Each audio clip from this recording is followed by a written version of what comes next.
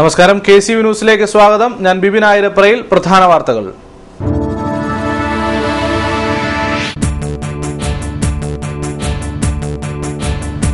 കുട്ടനാട് വെള്ളപ്പൊക്ക ഭീഷണിയിൽ മുങ്ങിത്താഴുമ്പോഴും അഴിമതിയുടെ മഴവെള്ളപ്പാച്ചിലായി കുട്ടനാട് പാക്കേജ് സമയബന്ധിതമായി നടപ്പാക്കുവാൻ സാധിച്ചിട്ടില്ല.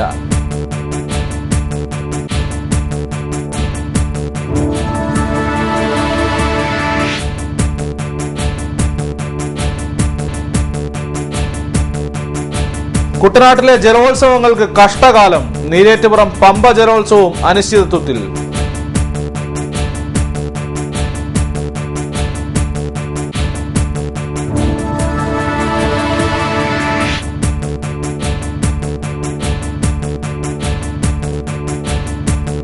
KR ഗൗരിയമ്മയ്ക്ക് രാഷ്ട്രീയ കേരളത്തിന്റെ പിറന്നാൾ ആശംസകൾ. കുഞ്ഞമ്മയ്ക്ക് ഇത് 95ാം പിറന്നാൾ.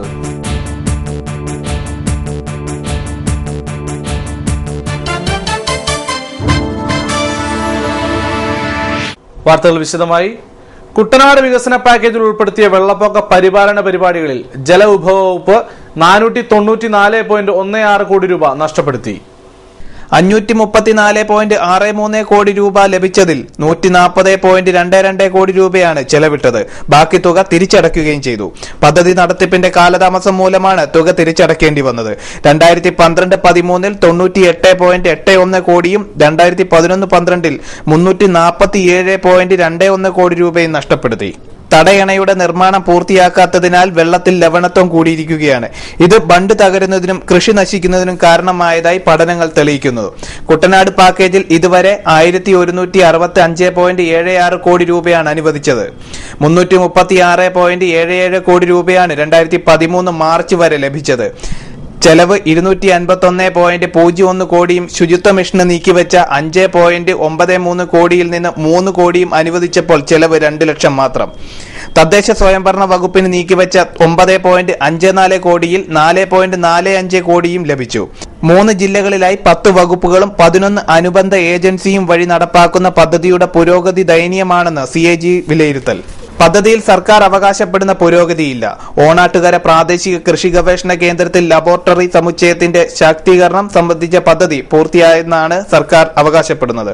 എന്നാൽ ലബോറട്ടറി കെട്ടിട നിർമ്മാണം പൂർത്തിയായി, എന്നാൽ പരിശീലന കേന്ദ്രം അടക്കം വിഭാവനം ചെയ്ത കാര്യങ്ങളൊന്നും നടപ്പായില്ല എന്നാണ് വാസ്തവം.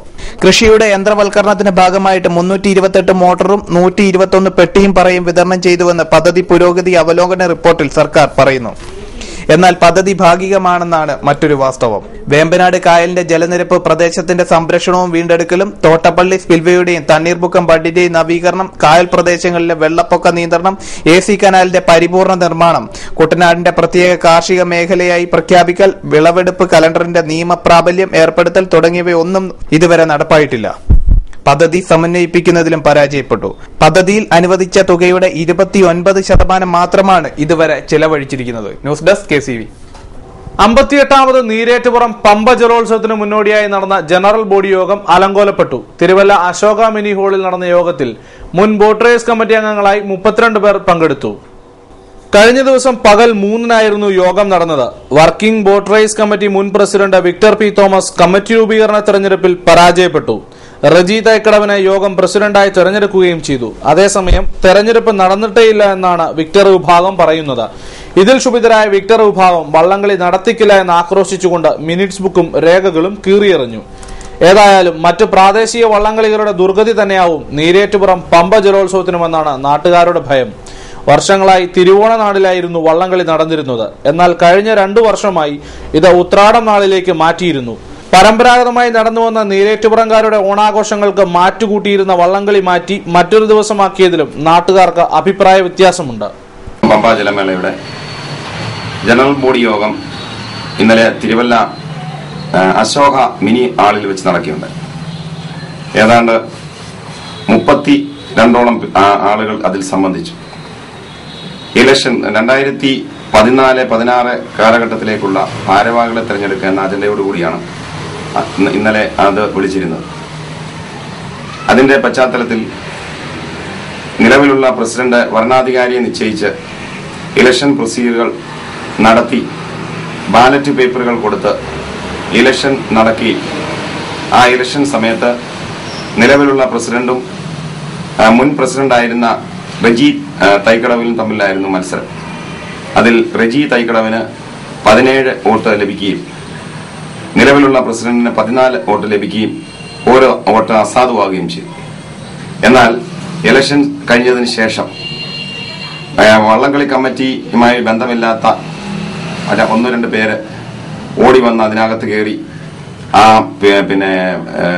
ബുക്കും അതുപോലെ തന്നെ അവിടെ വോട്ടിങ്ങിന് തന്നിരുന്ന ബാലറ്റ് പേപ്പറുകളും കീറിക്കളയുകയും അത് എടുത്തുകൊണ്ട് ഓടി രക്ഷപ്പെടുകയും ചെയ്തു.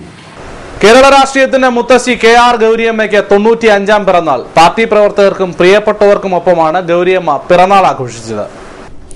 ആരെയും പ്രത്യേകം ക്ഷണിച്ചിരുന്നില്ലെങ്കിലും രാഷ്ട്രീയ സാംസ്കാരിക മേഖലയിലെ പ്രമുഖർ ഗൗരിയമ്മയ്ക്ക് പിറന്നാൾ ആശംസകളുമായി എത്തി. ഗൗരിയമ്മയുടെ വസതിക്ക് സമീപമുള്ള റോട്ടറി ഹാളിൽ രാവിലെ 11-ന് പിറന്നാൾ കേക്ക് മുറിച്ചു.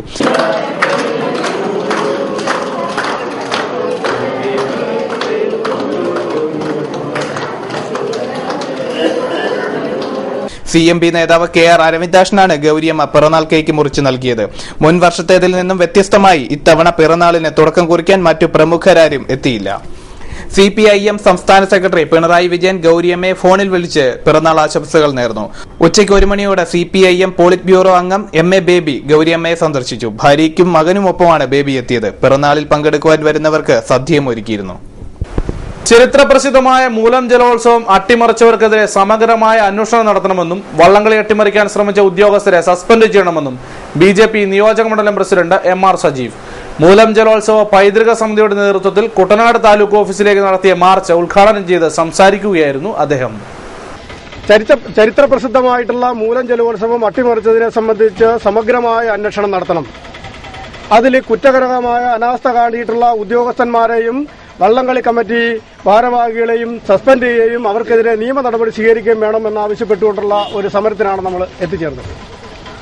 നമുക്കറിയാം, 400 വർഷത്തിലേറെ പാരമ്പര്യമുള്ള മൂലം ജലോത്സവത്തെ മനഃപൂർവ്വം കരുതിക്കൂട്ടി അട്ടിമറിക്കാനുള്ള ശ്രമം കഴിഞ്ഞ 2 മാസക്കാലമായി നമ്മുടെ പ്രദേശത്ത് നടന്നുകൊണ്ടിരിക്കുകയാണ്. ഈ 2 മാസക്കാലമായി ഇതിന്റെ ഫിനിഷിംഗ് പോയിന്റിനെ സംബന്ധിച്ചുള്ള തർക്കം വളരെ ഗൌരവമായി വന്നു. നമ്മുടെ ബഹുമാന്യനായ ജില്ലാ കളക്ടറുടെ സാന്നിധ്യത്തിൽ നടത്തിയ ഒരു ചർച്ചയുടെ അടിസ്ഥാനത്തിൽ പടിപ്പുരക്ക ക്ഷേത്രത്തിന് മുൻവശം പവലിയൻ പണിയാൻ തീരുമാനിച്ചു.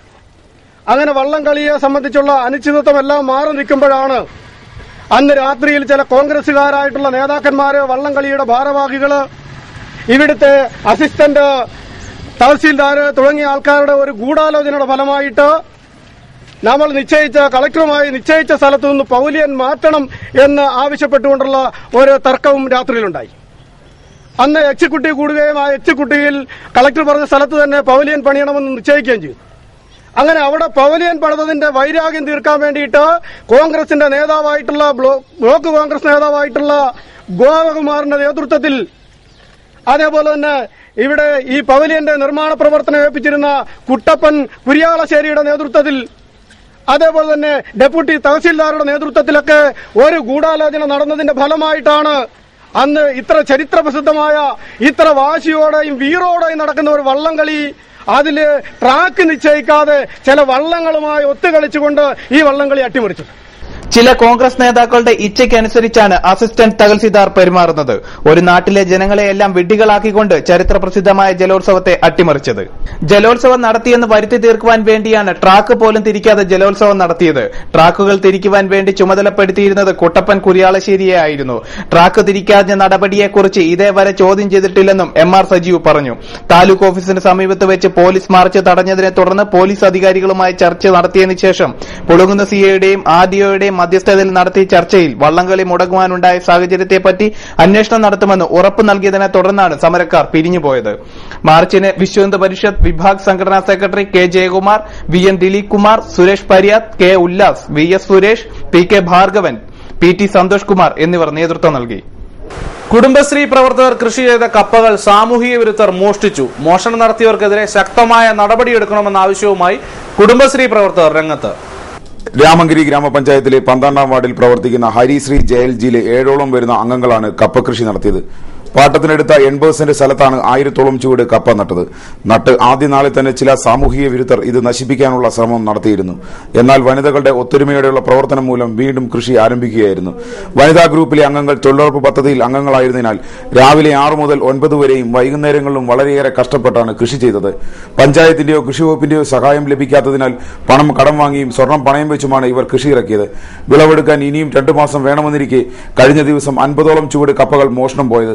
വളരെയേറെ കഷ്ടപ്പാടുകൾക്ക് നടുവിലും തരിശുഭൂമിയിൽ പൊന്നു വിളയിക്കാൻ കയ്യും മെയ്യും മറന്ന് ജോലി ചെയ്തിട്ട് വിളവെടുക്കാറായപ്പോൾ ഇത് മോഷ്ടിച്ചുകൊണ്ട് പോകുന്നത് സമൂഹത്തോട് തന്നെ കാട്ടുന്ന കടുത്ത അനീതിയാണ്. ഞങ്ങള് കുടുംബശ്രീ വഴി ഞങ്ങൾ അയൽക്കൂട്ടത്തിന്റെ കീഴിലെ സംഘകൃഷി ഗ്രൂപ്പില് ഞങ്ങൾ കൃഷി ചെയ്താണ് വാഴയും കപ്പയൊക്കെ. അപ്പൊ ഈ പറമ്പിൽ എന്ന് പറഞ്ഞാൽ ശരിക്കും മരുഭൂമി പോലെ കടന്ന പറമ്പാണ്. ഞങ്ങൾ 7 പെണ്ണുങ്ങൾ രാവലില്ലാതെ നല്ല ഒന്നാന്തരായിട്ട് അധ്വാനിച്ച് രാവിലെ 6 മണിക്ക് ഞങ്ങൾ വന്ന 9 മണി വരെ ഞങ്ങൾ നല്ല ഒന്നാന്തരായിട്ട് കഷ്ടപ്പെട്ടിട്ടാണ് പിന്നീട് ഞങ്ങൾ തൊഴിലുറപ്പിന് പോയത്. അങ്ങനെ ഞങ്ങൾ ശരിക്കും കഷ്ടപ്പെട്ട് സാമ്പത്തികപരമായിട്ടും ശാരീരികപരമായിട്ടും നല്ല ഒന്നാന്തരായിട്ട് ബുദ്ധിമുട്ടി ഞങ്ങൾ വിളവിറക്കിയതാണ്. 10-800 മൂളോളം ഉണ്ടായിരുന്നു. ഇത് ഒരു കിളുത്ത് ഒരു 2 ഇല 4 ഇല വന്ന ശേഷം ആരോ ഇതുപോലെ വന്ന് കുറേ ഭാഗങ്ങൾ ചവിട്ടി മെതിച്ച് കളഞ്ഞു. അവിടുന്ന് ഞങ്ങൾ അതെല്ലാം തിരിച്ചെടുത്ത് കുത്തി ഇപ്പൊ വീണ്ടും കിളിപ്പിച്ച് ഞങ്ങൾ ഇത്രയും രൂപയൊക്കെ ഓരോ സ്വർണങ്ങളെല്ലാം പണയം വെച്ചാണ് ഞങ്ങൾ ഇതിന് പൈസ ഉണ്ടാക്കിയതും വളം മേടിക്കാനും എല്ലാം.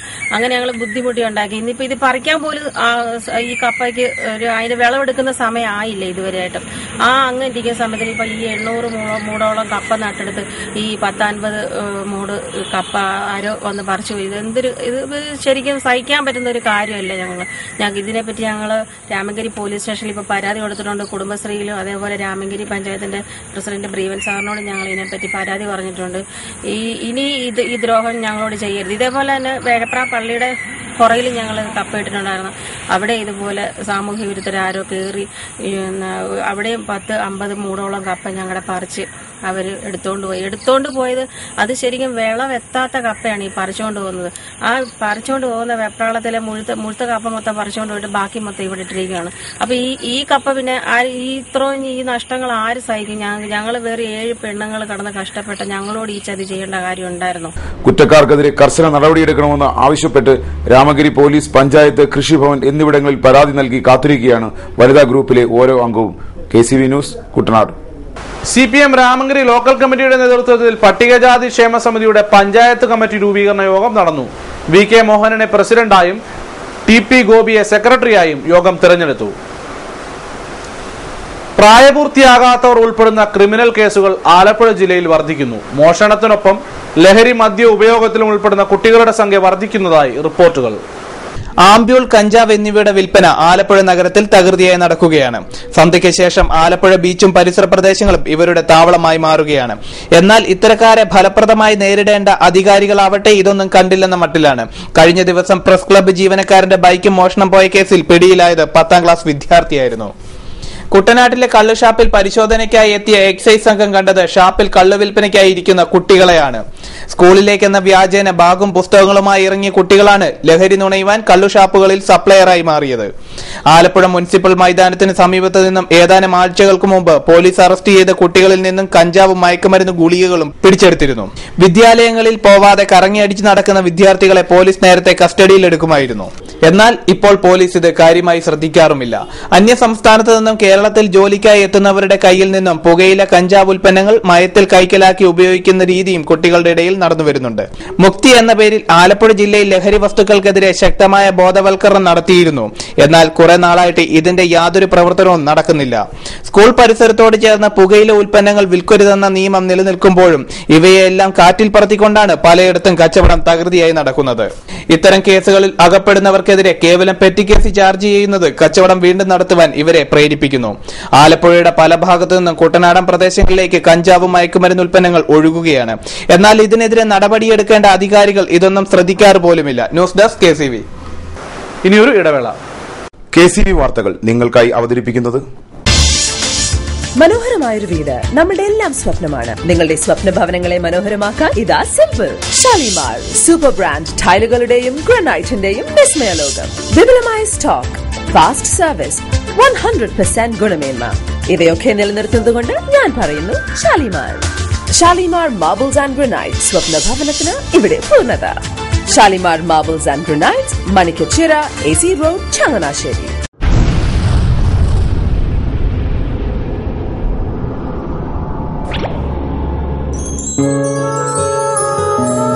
സ്വപ്ന ജ്വല്ലറി ചങ്ങനാശ്ശേരി. സംശുദ്ധിയുടെ അരനൂറ്റാണ്ടുകാലത്തെ പാരമ്പര്യം. ചങ്ങനാശ്ശേരിയിലെ ആദ്യത്തെ 916 ഹോൾമാർക്ക് സ്വർണ്ണാഭരണശാല. ഉയർന്നുവരുന്ന സ്വർണ്ണവിലയ്ക്ക് ആശ്വാസമായി സ്വപ്ന ജ്വല്ലറി ഒരുക്കുന്നു സ്വപ്നനിധി സ്വർണ്ണ സമ്പാദ്യ പദ്ധതി. തവണകളായി അടയ്ക്കുന്ന തുക അതാത് ദിവസത്തെ സ്വർണ്ണവിലയിലേക്ക് മാറ്റി നിശ്ചയിക്കുന്നതിനാൽ പിന്നീടുണ്ടാകുന്ന വിലവർദ്ധനവ് നിങ്ങളെ ബാധിക്കുന്നില്ല. 250 രൂപ മുതൽ വരുന്ന 18 തവണകളാണ് സ്വപ്നനിധിക്കുള്ളത്. സ്വപ്ന ജ്വല്ലറി, സ്വപ്ന ബിൽഡിംഗ്, ചങ്ങനാശ്ശേരി.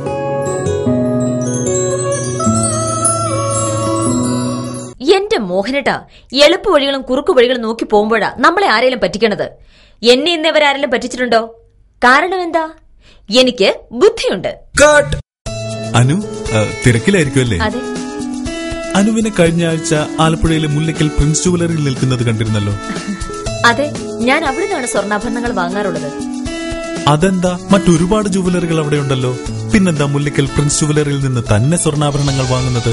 അതെല്ലാവർക്കും അറിയാവുന്ന കാര്യമല്ലേ.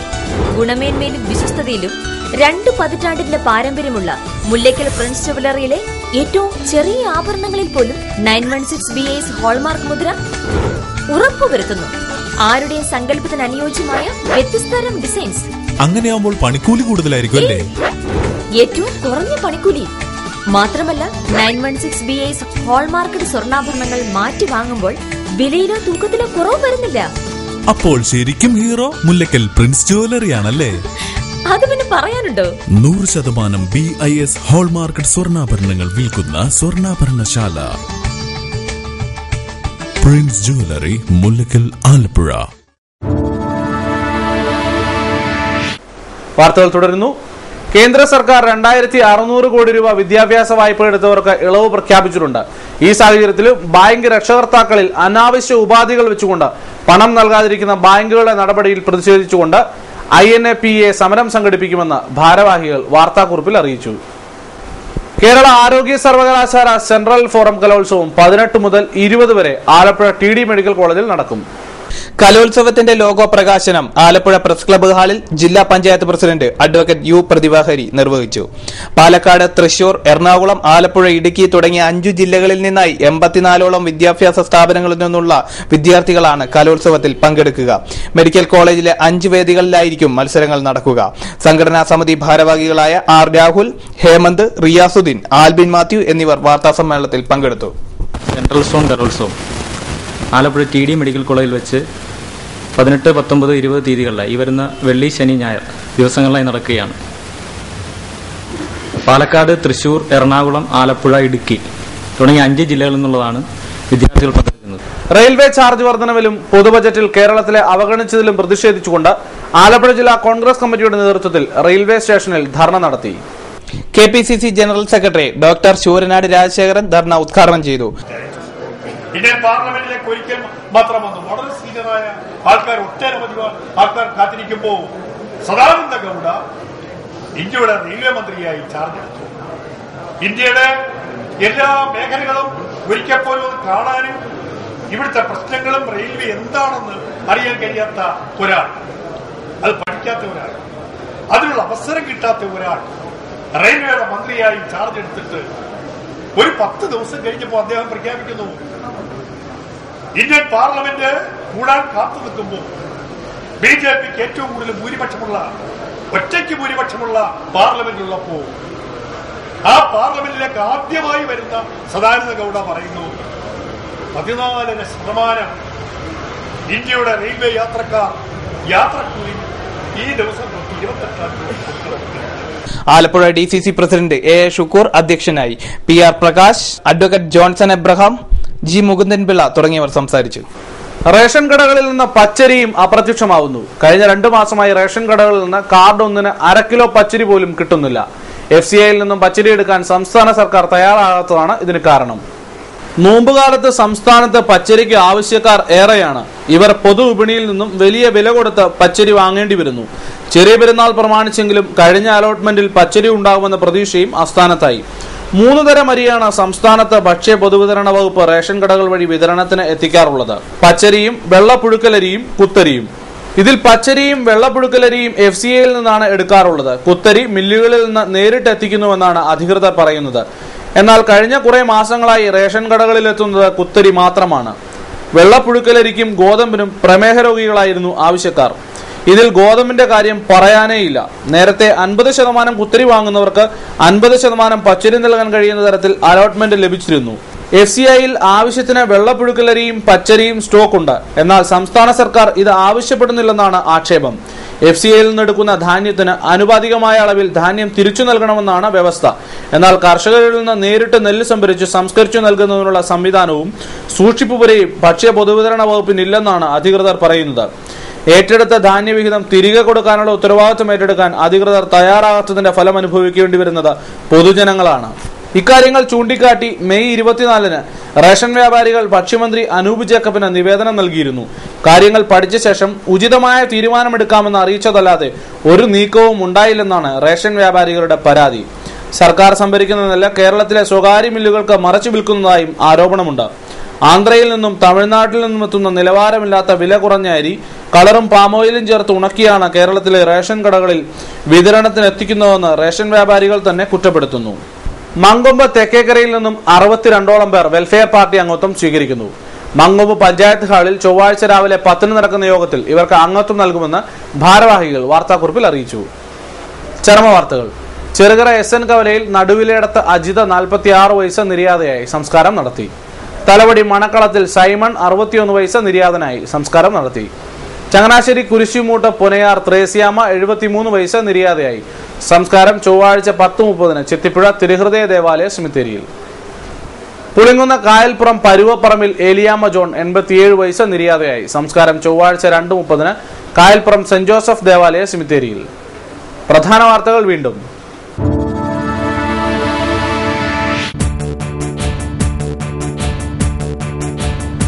കുട്ടനാട് വെള്ളപ്പൊക്ക ഭീഷണിയിൽ മുങ്ങിത്താഴുമ്പോഴും അഴിമതിയുടെ മഴവെള്ളപ്പാച്ചിലായി കുട്ടനാട് പാക്കേജ് സമയബന്ധിതമായി നടപ്പാക്കുവാൻ സാധിച്ചിട്ടില്ല.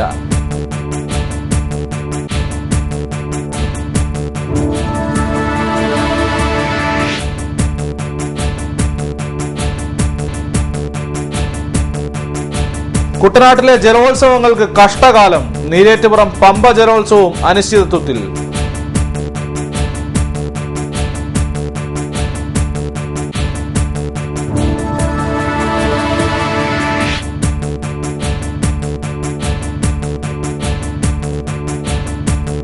KR ഗൗരിയമ്മയ്ക്ക് രാഷ്ട്രീയ കേരളത്തിന്റെ പിറന്നാൾ ആശംസകൾ. കുഞ്ഞമ്മയ്ക്ക് ഇത് 95-ാം പിറന്നാൾ.